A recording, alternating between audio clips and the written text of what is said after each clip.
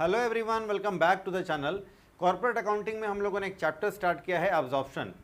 पिछले क्लास में हम लोगों ने एब्जॉर्प्शन, अमलगमेशन और एक्सटर्नल रिकंस्ट्रक्शन का जो डिफरेंस है इस पर हम लोगों ने चर्चा किया, बेसिक कॉन्सेप्ट को समझा और परचेज कंसिडरेशन यानी परचेज प्राइस कैलकुलेट करने का जो दो मेथड है, नेट एसेट्स मेथड और नेट पेमेंट मेथड, इस पर भी हम लोगों ने चर्चा किया।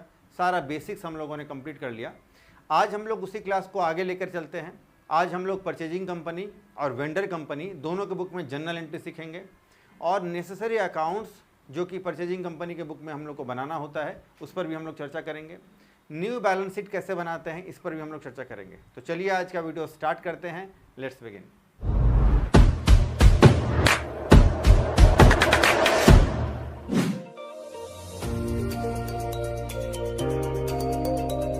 चलिए तो वीडियो शुरू करते हैं।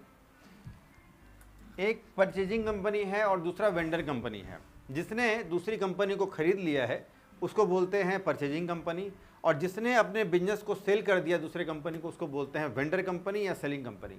तो पहले हम लोग जर्नल एंट्री देखेंगे in the books of purchasing company, यानी जिसने कंपनी को खरीद लिया है परचेजिंग कंपनी बोलते हैं। परचेजिंग कंपनी को अब न्यू कंपनी भी कहते हैं क्योंकि यही अब बाद में एग्जिस्ट करता है, और ओल्ड कंपनी कहते हैं। जो वेंडर कंपनी है वो तो अब ख़त्म भी हो गया। चलिए, तो इसमें करीब 7-8 जनरल एंट्री करने होंगे परचेजिंग कंपनी के बुक में। पहला entry on purchasing of business. जब बिजनेस परचेज किया जाता है तो हम लोग एंट्री क्या करेंगे, जैसे अगर हम लोग को फर्नीचर परचेज करना है बिजनेस के लिए तो furniture account debit to cash account या टू बैंक अकाउंट। वैसे ही अगर हम लोग बिजनेस परचेज करते हैं तो फिर business purchase account debit to bank account. लेकिन यहाँ पर तो हम लोग कैश में नहीं खरीद रहे हैं, तो टू बैंक की जगह में हम लोग को लिखना होगा उस कंपनी का नाम, यानी to vendor company account. Vendor company का नाम अगर गिवन हुआ एक्स लिमिटेड तो हम लोग करेंगे business purchase account debit to X limited account. तो ये पहला एंट्री आपका हो गया। इसके बाद second entry for assets and liabilities taken over. जब हम लोग वेंडर कंपनी के एसेट्स और लायबिलिटीज को टेक ओवर कर लेंगे तो जितने भी एसेट्स है सबको डेबिट कर लेना है, जितने भी लायबिलिटीज हम लोग टेक ओवर कर रहे हैं सबको क्रेडिट कर लेना है, और क्रेडिट साइड में हम लोग को लिखना है टू वेंडर कंपनी अकाउंट या टू बिजनेस परचेज अकाउंट। और बिजनेस परचेज में हम लोग को लिखना है जो परचेज प्राइस यानी परचेज कंसिडरेशन का जो अमाउंट है वो लिखना है हम लोग को। तो सेकेंड एंट्री में हम लोग करना है assets account debit, sundry assets यानी सारे जो एसेट्स है सबको एक साथ, तो सन्ड्री एसेट्स अलग अलग नाम सबका लिखना होगा। Sundry assets account debit to sundry liabilities account, liabilities को क्रेडिट कर देना है, और टू बिजनेस परचेज अकाउंट लिखना है। बिजनेस परचेज में जो है पीसी यानी परचेज प्राइस यानी परचेज कंसिडरेशन का अमाउंट लिखना है। अब हम लोग को कंपेयर करना है कि क्रेडिट साइड में जो दो आइटम है जो आप व्हाइट कलर से आप देख रहे होंगे, सन्ड्री लायबिलिटीज और बिजनेस परचेज का यानी पीसी का अमाउंट, इसका एक प्राइस होगा, और दूसरी तरफ आपका है एसेट्स, इसका एक प्राइस होगा। अगर क्रेडिट साइड का टोटल अगर ज़्यादा है तो बैलेंस डेबिट में आएगा। डेबिट में अगर बैलेंस आता है तो इसको हम लोग बोलेंगे गुडविल। ठीक है, देखिए डेबिट का बैलेंस को हम लोग गुडविल बोलेंगे।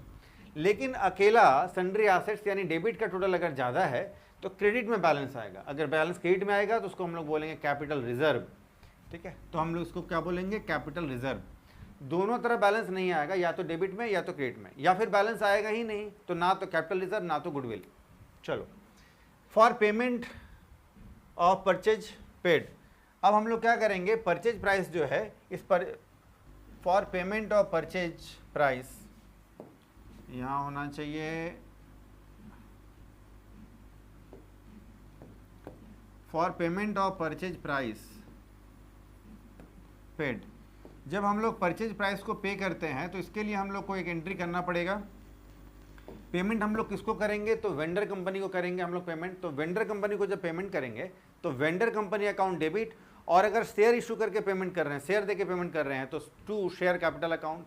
अगर डिवेंचर देकर पेमेंट कर रहे हैं तो to debentures account, to bank account, to cash account. जो देकर हम लोग पेमेंट करेंगे, मान लो 1 लाख रुपये का पेमेंट करना है, परचेज प्राइस 1 लाख है, 1 लाख में 50,000 रुपया हम लोगों ने जो है 50,000 का हम लोगों ने शेयर दिया है, तो टू इक्विटी शेयर कैपिटल 50,000, 25,000 का डिवेंचर दिया तो टू डिवेंचर्स 25,000 का, और टू बैंक या टू कैश अकाउंट हम लोग 25,000 अगर पे कर रहे हैं दे करके तो हम लोग ऐसे एंट्री करेंगे। तो ये हो गया। शेयर जो है अगर हम लोग प्रीमियम में इशू कर रहे हैं तो फिर शेयर के साथ आपका प्रीमियम भी आ जाएगा। ठीक है, साथ में लेकर के हम लोग चलेंगे। इसके बाद इसके बाद जो डिवेंचर होल्डर्स होंगे उस कंपनी के, यानी वेंडर कंपनी के जो डिवेंचर होल्डर्स हैं वो तो हमारे बिजनेस के लाइबिलिटीज़ हैं, तो उस कंपनी के डिवेंचर होल्डर्स को हम लोग पेमेंट करेंगे। डिवेंचर होल्डर्स मान लेते हैं 1 लाख रुपये हम लोग को पेमेंट करना है, तो अगर हम लोग उसको 90,000 में पेमेंट कर रहे हैं तो 10,000 का डिस्काउंट हो गया। अगर हम लोग उसको 1,05,000 पे कर रहे हैं तो 5,000 रुपये का प्रीमियम हो गया। और अगर 1 लाख का 1 लाख ही पेमेंट कर रहे हैं तब तो सिंपल है, डिवेंचर होल्डर्स अकाउंट डेबिट और टू न्यू डिवेंचर्स अकाउंट। तो डिवेंचर होल्डर जो वेंडर कंपनी का होगा उसको हम लोग अपने कंपनी का डिवेंचर इशू कर देंगे।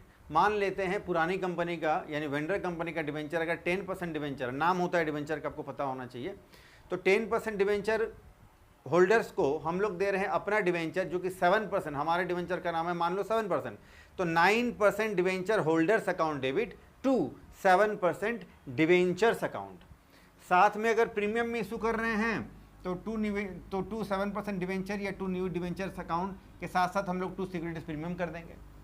लेकिन अगर डिस्काउंट में अगर हम लोग डिवेंचर इशू कर रहे हैं तो फिर डिवेंचर्स अकाउंट मान लो 1 लाख के बदले 90,000 का डिवेंचर दे रहे हैं, तो फिर debenture holders account debit 90,000, discount account debit 10,000 और 2 न्यू डिवेंचर्स अकाउंट 1 लाख रुपया। इस तरह से एंट्री हम लोग को करना होगा। इसके बाद है आपका 5वां entries, if winding up expenses. अब क्या होता है ना कि जब कंपनी का वाइंडिंग अप होता है, एक कंपनी को बंद करना होगा तो कंपनी का तो वाइंडिंग अप बोलेंगे, तो वाइंडिंग अप का जो खर्चा होता है इस खर्चा का पेमेंट कौन करेगा? कभी देखने को मिलता है परचेजिंग कंपनी, तो कभी आपका वेंडर कंपनी यानी सेलिंग कंपनी। तो अगर वाइंडिंग अप का जो खर्चा है, एक्सपेंसेस जो है, इस एक्सपेंसेस को अगर परचेजिंग कंपनी करती है, हम लोग परचेजिंग कंपनी के खाते में ही एंट्री कर रहे हैं, तो परचेजिंग कंपनी अगर पेमेंट करेगी तो purchasing company to bank account करेगी और खर्चा का नाम होगा यहाँ पर। तो इसके लिए क्या है, तो गुडविल अकाउंट डेबिट। जब वाइंडिंग अप का खर्चा, लिक्विडेशन का खर्चा अगर परचेजिंग कंपनी करेगी तो परचेजिंग कंपनी का ये मानना है कि भाई हम लोग तो ज़्यादा पेमेंट कर रहे हैं, खर्चा भी हम ही लोग पेमेंट कर रहे हैं, तो ये तो हमारे बिजनेस के लिए गुडविल है। अगर हम लोग किसी दूसरे बिजनेस को खरीद रहे हैं और उसके खर्चा भी पेमेंट कर रहे हैं और परचेज कंसिडरेशन में हम लोग उसके एसेट्स लायबिलिटीज के बदले में ज़्यादा पेमेंट कर रहे हैं, इसका मतलब कि उस कंपनी का रेपुटेशन अच्छा है मार्केट में, तो हम लोग गुडविल के लिए हम लोग ज़्यादा पेमेंट करते हैं।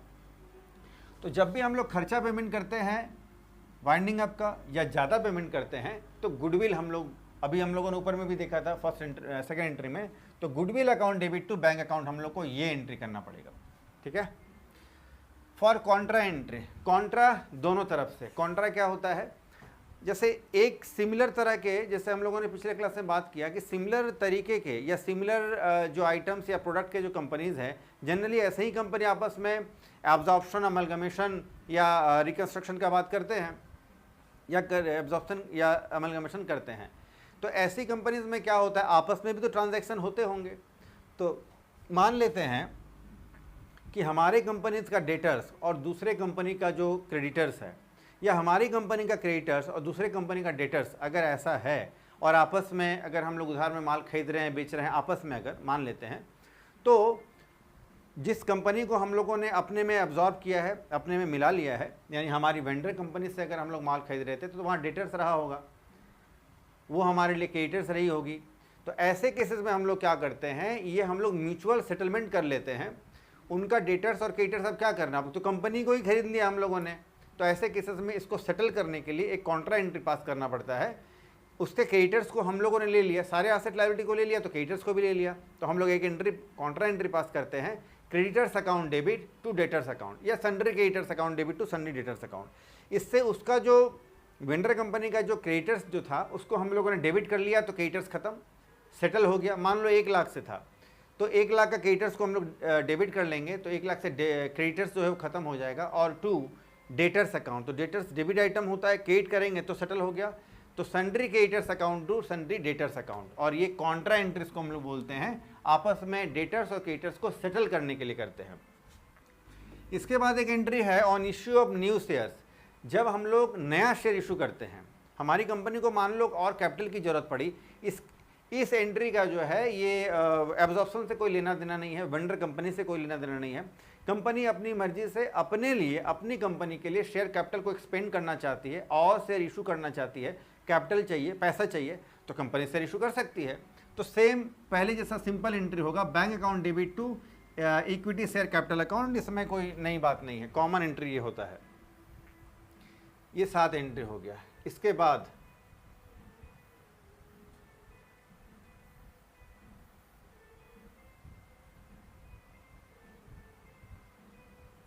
चलो जी, इसका फटाफट से आप स्क्रीनशॉट ले लीजिए। नेक्स्ट पेज में चलते हैं। अब है हम लोगों को, अब एंट्रीज हम लोग को सीखना है वेंडर कंपनी के बुक में। वेंडर कंपनी के बुक में बहुत ज़्यादा एंट्रीज होता है, करीब 14 एंट्री होंगे, उधर तो कम ही एंट्रीज था। For transfer of sundry assets and in realisation account, सारे एसेट्स को रियलाइजेशन अकाउंट में ट्रांसफर करना है। तो एसेट्स जो है ये डेबिट आइटम होते हैं, इसको रियलाइजेशन में ट्रांसफर करेंगे तो एसेट्स को क्रेडिट कर देंगे और रियलाइजेशन को डेबिट कर देंगे। तो एक एक करके सारे एसेट्स को करना होगा। तो realisation account debit to assets account, ऐसे ही सारे लायबिलिटीज़ को रियलाइजेशन में ट्रांसफर करना पड़ेगा। लायबिलिटीज़ क्रेडिट आइटम होते हैं, रियलाइजेशन में ट्रांसफर करेंगे तो लायबिलिटीज़ हो जाएंगे डेबिट और टू रियलाइजेशन। देखिए ये सब एंट्री जानते हैं आप, पहले हम लोगों ने ऐसा एंट्री किया है। तो sundry liabilities account debit to realisation account. इसके बाद है परचेज प्राइस के लिए हम लोग को एक एंट्री करना पड़ेगा। परचेज प्राइस यानी परचेज कंसिडरेशन कैलकुलेट करना तो हम लोगों ने पिछले क्लास में सीखा है और आगे फिर क्वेश्चन में करेंगे। तो परचेज प्राइस के लिए ड्यू एंट्री करना पड़ेगा। तो परचेजिंग कंपनी से हम लोग को पैसा लेना है, क्योंकि अभी तो अब हम लोग वेंडर कंपनी है, तो परचेजिंग कंपनी से हम लोग को पैसा लेना है। तो पैसा तो मिला नहीं है तो ड्यू एंट्री करेंगे। फिलहाल परचेजिंग कंपनी से हम लोग को पैसा मिलना है तो हम लोग उसको अपना डेटर समझ करके उसको डेबिट कर देंगे। Purchasing company account debit to realisation account, ये एंट्री हम लोग को करना पड़ेगा। और जब पैसा रिसीव हो जाएगा, जैसे रिसीव होगा कैश, बैंक, शेयर या डिवेंचर में सबको डेबिट कर लेंगे और to purchasing company. Second entry इसी के लिए है। इसके बाद फोर्थ एंट्री में हम लोग को जब ये परचेज प्राइस रिसीव होगा तो शेयर के फॉर्म में, डिवेंचर के फॉर्म में, कैश या बैंक जैसे जैसे जो जो रिसीव हो रहा है हम लोग सबको डेबिट कर देंगे। Debit watt comes in, golden rule आपको पता है 11 में आप पढ़े हैं।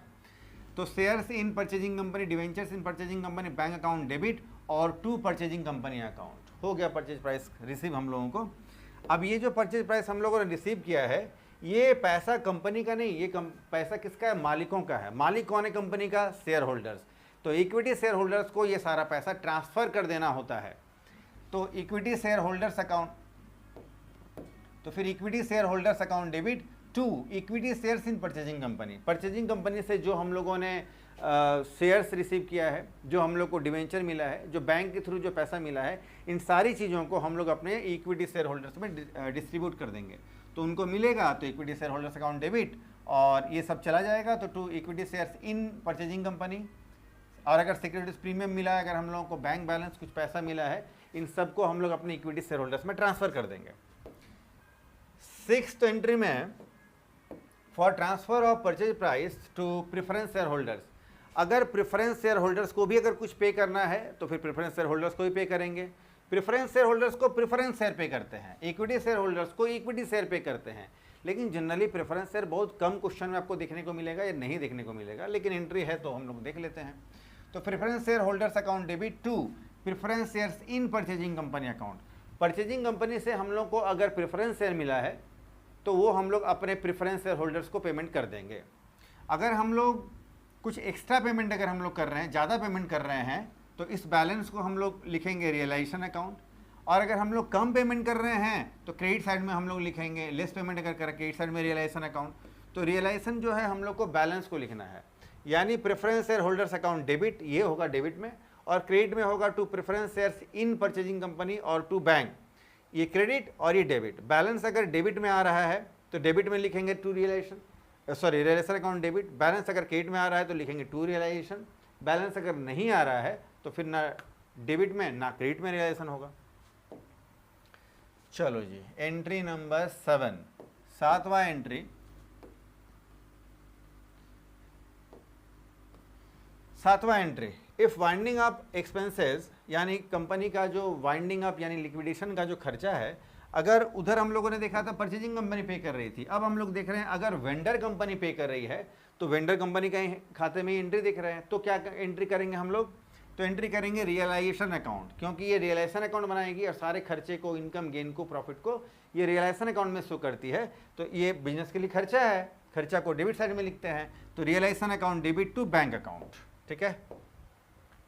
आइए 7 एंट्रीज तो हो गया है, बचे हुए बाकी के और entries.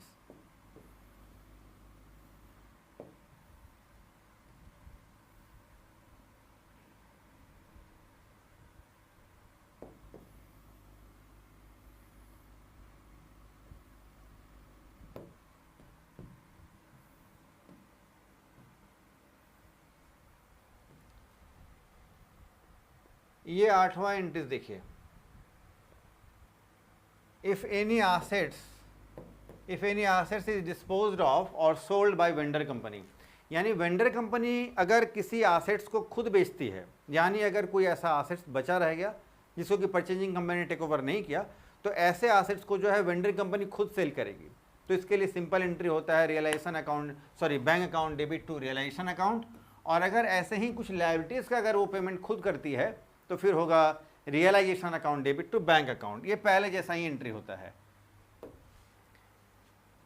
Entry number 10, when preference share capital is transfer to preference share holders.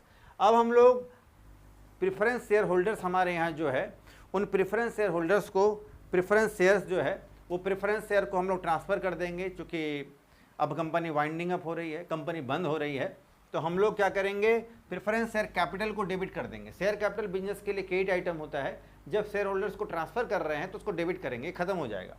तो preference share capital account debit और to preference share holders account हम लोग कर देंगे, ठीक है।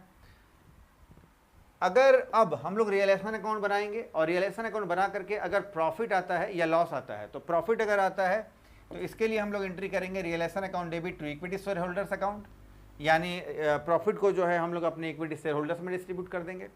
अगर लॉस होगा फर्म में रियलाइजेशन के कारण, तो फिर इस लॉस को भी ट्रांसफ़र कर देंगे हम लोग शेयर होल्डर्स में। तो equity share holders account debit to realisation account, पहले वाले का ऑपोजिट एंट्री। अब बात यह है, when equity shares and reserves transfer to equity share holders. अब देखिए, अब हमारे बैलेंस शीट में जो है लास्ट में अगर अब हम लोग देखेंगे तो क्या मिलेगा हम लोगों को, कि एसेट्स हम लोगों ने जो है ये परचेजिंग कंपनी को ट्रांसफ़र कर दिया, बचे एसेट्स को हम लोगों ने सेल कर दिया। लायबिलिटीज़ को हम लोगों ने परचेजिंग कंपनी को ट्रांसफ़र कर दिया, बचे लायबिलिटीज़ को हम लोगों ने पे ऑफ कर दिया। अब हमारे यहाँ क्या बचे हैं, एसेट साइड में और लायबिलिटी साइड में जो एक्स्ट्रा आइटम बचे रहते हैं। लायबिलिटी साइड में जो एक्स्ट्रा आइटम है, इन सारी चीज़ों को, आइटम्स को, एक्स्ट्रा आइटम्स को हम लोग अपने इक्विटी शेयर होल्डर्स में ट्रांसफ़र कर देंगे, जैसे कि इक्विटी शेयर कैपिटल और जितने भी तरह के रिजर्व्स हैं, सरप्लस हैं, प्रॉफिट्स हैं, सिक्योरिटीज प्रीमियम है, सब कुछ ट्रांसफ़र कर देंगे। इसके लिए हम लोग को ये ये लायबिलिटी साइड में जो ये सारे आइटम्स है बाय नेचर क्रेडिट होते हैं। जब डिस्ट्रीब्यूट कर देंगे, ट्रांसफ़र कर देंगे इक्विटी शेयर होल्डर्स के खाते में, अकाउंट में, तो ये सारे के सारे डेबिट हो जाएंगे। तो equity share capital account debit, सारे रिजर्व्स, तो equity share capital account debit, जितने भी रिजर्व्स हैं, सारे रिजर्व्स और फंड को डेबिट करेंगे, सिक्योरिटीज प्रीमियम को, और स्टेटमेंट ऑफ पीएल में अगर प्रॉफिट अगर है तो इसको भी हम लोग कर लेंगे। एक ही आइटम होता है, ट्रांसफ़र करेंगे तो डेबिट हो जाएगा, और to equity share holders account, ठीक है। और लास्ट एंट्री वेंडर के खाते में एक हम लोग करते हैं, लायबिलिटी साइड में जितने भी एक्स्ट्रा आइटम है सबको हम लोगों ने ट्रांसफ़र कर दिया इक्विटी शेयर होल्डर के खाते में। अब एसेट साइड में जितने भी एक्स्ट्रा आइटम बचे हैं, इन सबको हम लोग ट्रांसफ़र कर देंगे इक्विटी शेयर होल्डर के खाते में। एसेट साइड में आने वाले सारे आइटम्स बाय नेचर डेबिट होते हैं, जब इनको ट्रांसफ़र करेंगे तो ये सारे के सारे क्रेडिट हो जाएंगे और डेबिट करेंगे हम लोग इक्विटी शेयर होल्डर्स को। ये आइटम्स क्या क्या होते हैं, जैसे कि expenses on issue of share, expenses on issue of debenture, loss on issue of share, या discount on issue of share, या फिर डिवेंचर हो सकता है आपको, इस तरह की चीज़ें। पीएल अकाउंट का अगर लॉस बैलेंस हो तो वो हो सकता है, और अगर प्रीलिमिनरी एक्सपेंसेस हो सकता है। ये सारे के सारे जो है डिफर्ड रेवेन्यू एक्सपेंडिचर कहे जाते हैं, जो एसेट साइड में अगर आपको दिखे तो इन सबको हम लोग ट्रांसफ़र कर देंगे लास्ट में अपने इक्विटी शेयर होल्डर्स अकाउंट में। ये सारे डेबिट आइटम हैं, इन सबको क्रेडिट कर देंगे और डेबिट करेंगे इक्विटी शेयर होल्डर्स को। देखिए, equity share holders account debit और to discount on issue of share और debenture, to preliminary expenses, to underwriting commission, to expenses on issue of share या debenture, to statement of PL. अगर loss है तो इस loss को भी हम लोग ट्रांसफ़र कर देंगे। ये सारे होते हैं डेबिट आइटम, क्रेडिट कर देंगे, और इक्विटी शेयर होल्डर्स को हम लोग कर लेंगे डेबिट। तो ये हम लोगों ने वेंडर के बुक में ये हम लोगों ने करीब 14 एंट्री हम लोगों ने देखा, इसमें सारे एंट्रीज जो है आ गए हैं। आप इसको फटाफट से इसका भी स्क्रीनशॉट ले सकते हैं। लास्ट में मैं टेलीग्राम चैनल में जो है इसको डाल दूंगा, आप वहाँ से इसको अपलोड कर सकते हैं, चलिए डाउनलोड कर सकते हैं। अब हम लोग देख रहे हैं नेसेसरी अकाउंट्स। नेसेसरी अकाउंट्स तो जनरली एब्जॉर्प्शन के चैप्टर में कम देखने को मिलेगा हम लोगों को, या फिर न्यू बैलेंस शीट, लेकिन है तो हम लोग समझ लेते हैं। मेन जनरल एंट्रीज है जो हम लोगों ने देखा। आइए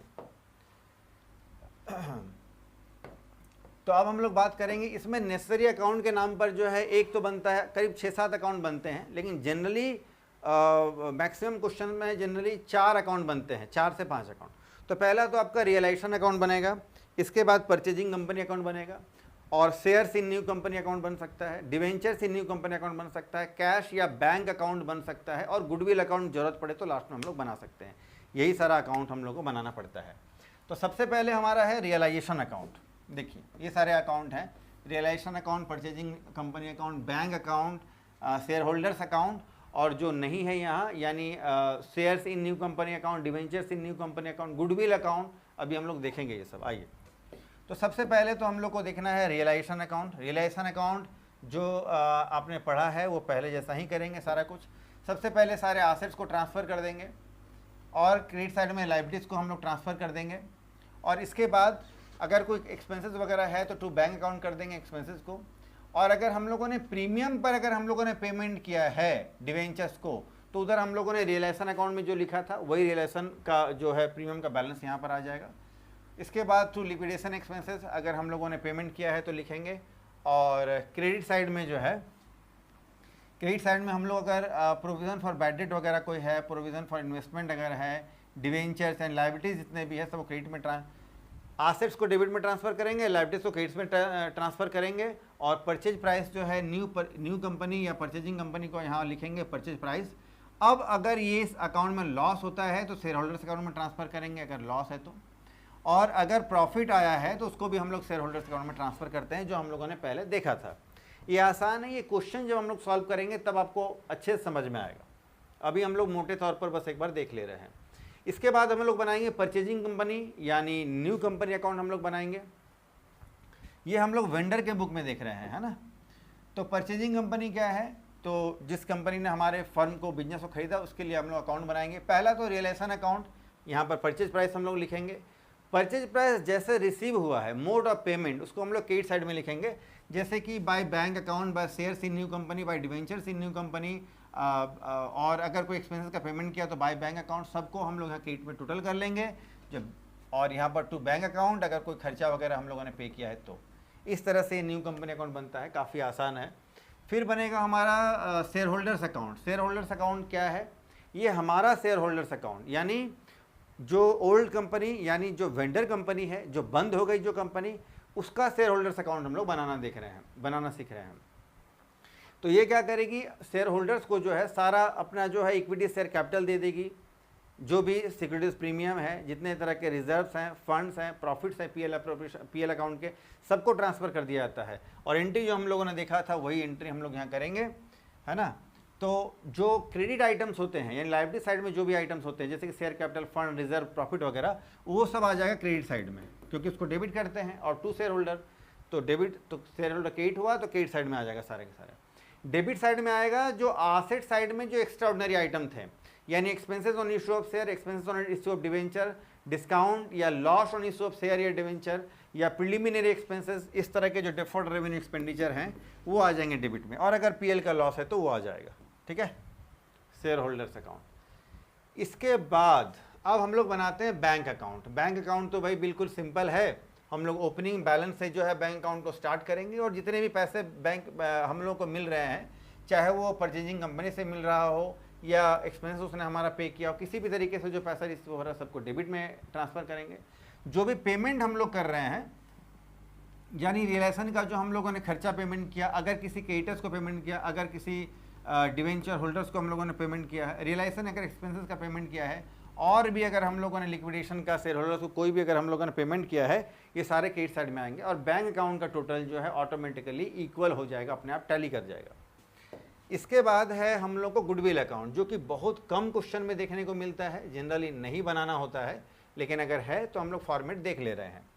गुडविल अकाउंट के डेबिट में क्या है, इसका ओपनिंग बैलेंस आएगा। वेंडर कंपनी से अगर हम लोग गुडविल मिला है तो फिर परचेजिंग कंपनी से अगर कुछ गुडविल है उसको हम लोग डेबिट में ट्रांसफ़र कर देंगे। क्रेडिट साइड में अगर कोई सिक्योरिटीज प्रीमियम वगैरह के नाम पर अगर गुडविल में जो हम लोग ट्रांसफ़र करते हैं, ये सारा कुछ है, तो गुडविल अकाउंट भी जो है ना ऑटोमेटिकली ट्रांसफ़र होकर के खुद ही बन जाएगा। आपको इसके लिए बहुत ज़्यादा एफर्ट नहीं लगाना है। जब हम लोग प्रैक्टिकल क्वेश्चन करेंगे ना, तब ये सारा अकाउंट जो है क्लियरली आपको समझ में आएगा। अभी तो बस हम लोग फॉर्मेट देख रहे हैं। चलो, तो इतना ही सारा अकाउंट है। इसके अलावा भी कुछ अकाउंट जैसे कि shares in new company, shares in purchasing company, debentures in purchasing company, सब रास्ते में हम लोग देखेंगे जब क्वेश्चन सॉल्व करेंगे। फटाफट से इसका आप स्क्रीनशॉट ले लीजिए।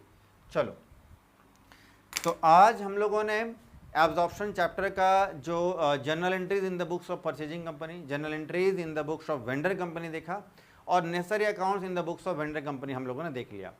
अब एक चीज़ बचा रह गया, परचेजिंग कंपनी की बुक में न्यू बैलेंस शीट, यानी जब कंपनी वेंडर कंपनी को परचेज कर लेती है, उसके बिजनेस को परचेज कर लेती है, तो जो नया बैलेंस शीट बनता है, इस बैलेंस शीट को हम लोग बनाना सीखेंगे। लेकिन बैलेंस शीट बनाना काफ़ी आसान है, इसमें नया कुछ भी नहीं है। जितने भी एसेट्स लायबिलिटीज़ को हम लोग लेते हैं अपने अकाउंट में, यहाँ पर हम लोग अपने बैलेंस शीट में उसको शो कर देंगे। तो काफ़ी आसान है, ये सब हम लोग प्रैक्टिकली क्वेश्चन के साथ ही समझेंगे, देखेंगे। तो आज का लेक्चर हम लोग इतना ही अभी हम लोग कंप्लीट करते हैं। आज का ये लेक्चर आपको कैसा लगा, कितना आपको समझ में आया? अगर कोई डाउट है तो कमेंट सेक्शन में आप पूछ सकते हैं। अगर आपको वीडियो अच्छा लगा तो आप लाइक कर सकते हैं, अपने फ्रेंड्स को शेयर कर सकते हैं, चैनल को सब्सक्राइब कर सकते हैं अगर आप नए हैं तो। आज हम लोग इतना ही करते हैं, फिर मिलते के लिए टेक केयर, बाय।